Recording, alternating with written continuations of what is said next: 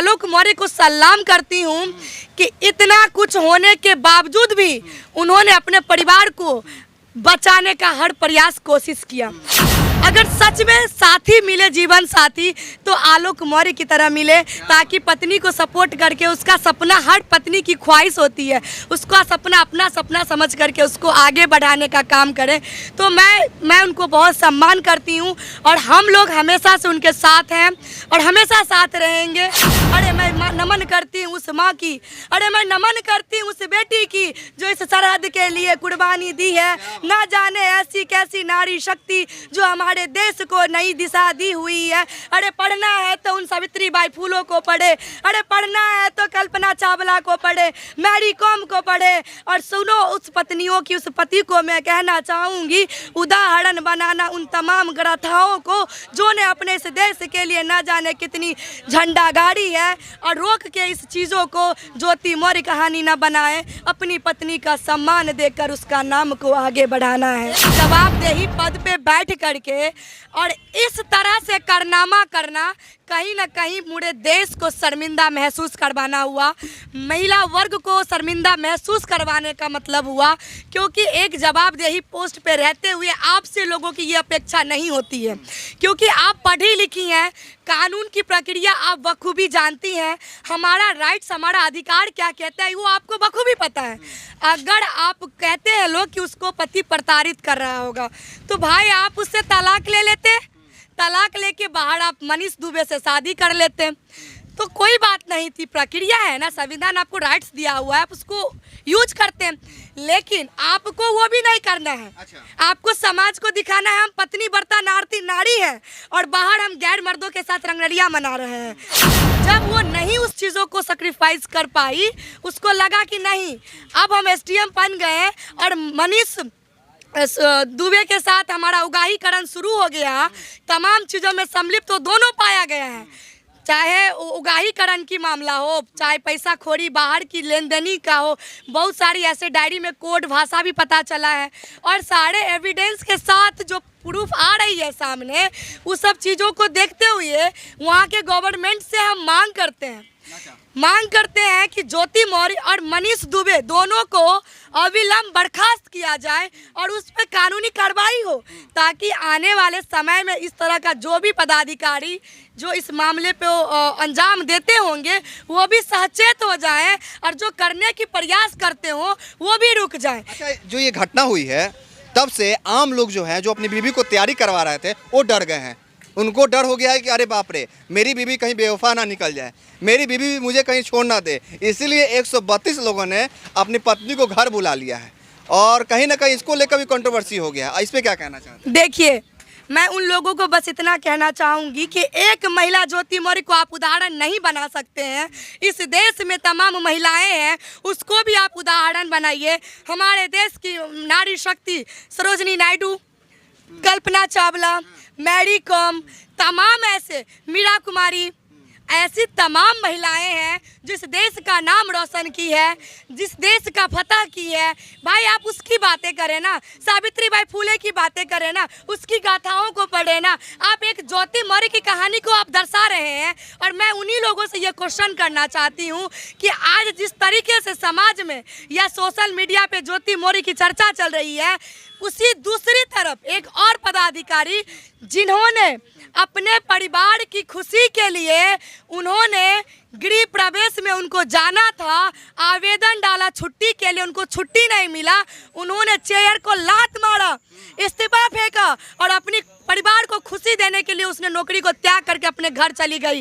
आपको बात करना है तो उदाहरण के स्वरूप में उस महिला की भी बात करिए, उस पदाधिकारी की भी बातें होनी चाहिए। जहाँ एक तरफ ज्योति मौर्य, वहाँ और भी ऐसी कई महिलाएं हैं जो हमारे समाज को एक अच्छी दिशा और एक अच्छी पहल दी है, जिसको हम लोग उदाहरण मान के आगे बढ़ने की कोशिश कर रहे हैं। उन पतियों के लिए कुछ बोल दीजिए, संदेश दीजिए। मैं बिल्कुल उन पतियों को कहना चाहूँगी कि आज़ादी नहीं स्वतंत्रता दो मुझे, आज़ादी नहीं स्वतंत्रता दो मुझे, पाँवों में पायल की बेड़ियाँ नहीं, मुझे पाँवों में पायल की बेड़ियाँ नहीं, आसमान में उड़ान दो मुझे। अरे मुझे बेटी होने का अपमान नहीं, मुझे बेटी होने का अपमान नहीं, बेटी होने का सम्मान दो मुझे। मुझे फूलों की तरह नहीं, मुझे फूलों की तरह नहीं, मुझे फौलादों की तरह पालना चाहिए। अरे मैं बेटी हूँ उस देश की, मैं नारी हूँ उस देश की, जिस देश की गाथा अधिक पुरानी है।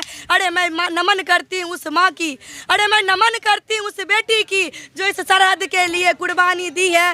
ना जाने ऐसी कैसी नारी शक्ति जो हमारे देश को नई दिशा दी हुई है। अरे पढ़ना है तो उन सावित्री बाई फूलों को पढ़े, अरे पढ़ना है तो कल्पना चावला को पढ़े, मैरी कॉम को पढ़े। और सुनो उस पत्नियों की, उस पति को मैं कहना चाहूँगी, उदाहरण बनाना उन तमाम ग्रथाओं को जो ने अपने इस देश के लिए ना जाने कितनी झंडा गाड़ी है। और रोक के इस चीज़ों को ज्योति मौर्य कहानी ना बनाए, अपनी पत्नी का सम्मान देकर उसका नाम को आगे बढ़ाना है। देखिए, नारी शक्ति की बात हो रही है तो मैं आपको एक पुराने कहावत को याद दिलाना देना चाहता हूँ। आजकल कमेंट बॉक्स में बहुत कमेंट आ रहा है, ऐसा कहा जा रहा है कि जो महिला होती है उसका चरित्र और पुरुष का भाग कभी भी बदल जाता है।